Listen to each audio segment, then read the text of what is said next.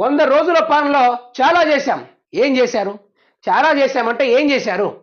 ఆ పనికిరాని ఆర్టీసీ బస్సులు ఫ్రీగా పెట్టిళ్ళు. దానివల్ల రాష్ట్రానికే నష్టం, అప్పుల తూకంలో నష్టం, వేల కోట్ల రూపాయలు ఆగంపాలు, అప్పుల కుప్పలే ఆర్టీసీ బస్సు వల్ల. అది ఎవరికైనా న్యాయం ఉందా అంటే ఎవరికి న్యాయం ఉంది? ఉద్యోగాలు చేసేటోళ్ళే ఎక్కుతున్నారు, కూలోళ్ళు కూలి పని చేసుకుంటూనే ఉన్నారు. మరి దానివల్ల ఎవరికి న్యాయం చేకూరింది? ఉన్నోళ్ళకే కదా, లేనోళ్ళ పరిస్థితి అట్నే ఉంది. మరి ఇంకోటి ముచ్చట చూసుకుంటే